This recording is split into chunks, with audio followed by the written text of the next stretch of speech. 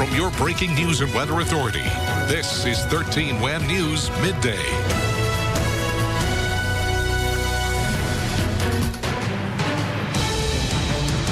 For the report of a tour bus that flipped. Report of people ejected.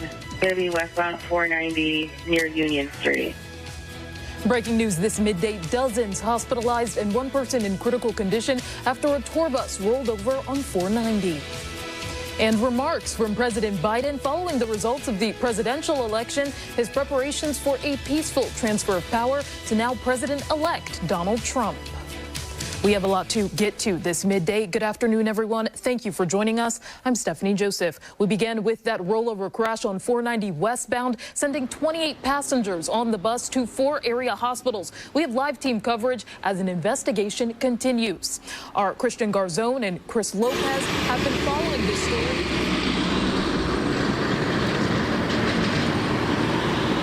Yep. Sheriff Todd Baxter says that tour bus left around midnight from New York City bound for Niagara Falls. We're told the driver of the bus is being cooperative and no drugs or alcohol are suspected at this time. We're also told this is a criminal investigation, although there's nothing criminal about this per se. That has more to do with the size and the scope of the resources and manpower needed at this time. The focus now is tracking down the families of the victims so they are all aware. The accident now with the walking wounded wandering around was jarring for many first responders showing up. It was that surreal moment, you know, you train for these things, but when you pull up and actually see a bus flipped on its side and people literally walking in a state of confusion on the side of the road trying to figure out what just happened to them as they were just thrown about inside a bus, right? So it was surreal. It was things you train for, but you don't ever expect to see in your life. Unfortunately, we have one of the patients that is critical, and we'll share more information later when we find out the status of that patient, but our sympathy to the families, the people that are going through a lot of anxiety right now that don't know where their loved ones are. Yeah, 28 people in the hospital right now. Well, the eastbound section of 490 is open to my right. Behind me here, the section of 490 westbound will remain closed for the afternoon. For any family members who think their loved ones might have been involved in this bus crash, there's a number to call. That's 585-753-4455. Live in Chili, Christian Garzone, 13 WHAM. Right back to you. Thank you, Christian. The sheriff says victims have been sent to 4 area hospitals affiliated with URMC and Rochester Regional Health. Their teams working hard to care for everyone involved. Rochester Regional Health issuing this statement, saying, quote, "Our team is prepared and fully mobilized, working quickly to provide care to those affected. Our priority is the safety and well-being of all patients and staff, and resources have been allocated to manage this influx effectively," adding that this is a scenario we regularly train for, and we are coordinating closely with local EMS and law enforcement to ensure a swift and organized response. Meantime, URMC explained how 13 of those victims were taken to Strong Hospital. 1 adult was taken for emergency surgery, while the others, including a child, are being evaluated, but they do not believe that child to have serious injuries.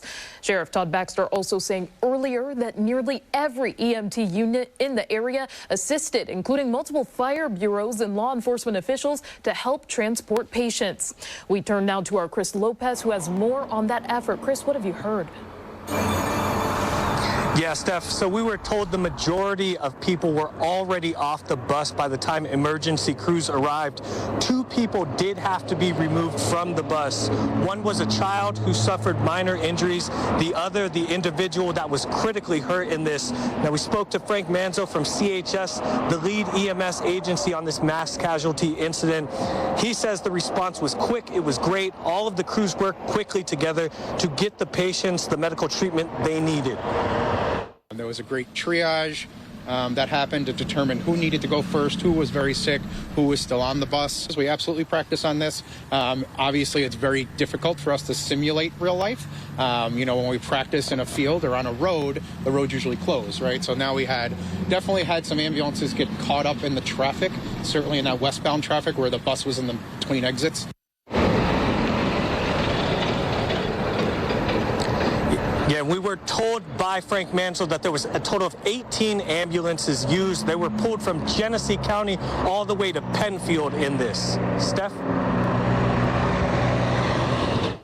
Chris, thank you. And again, that number for families to call to reconnect with their loved ones is on your screen here, 585-753-4455. The Sheriff's Office says you can contact that office for any updates.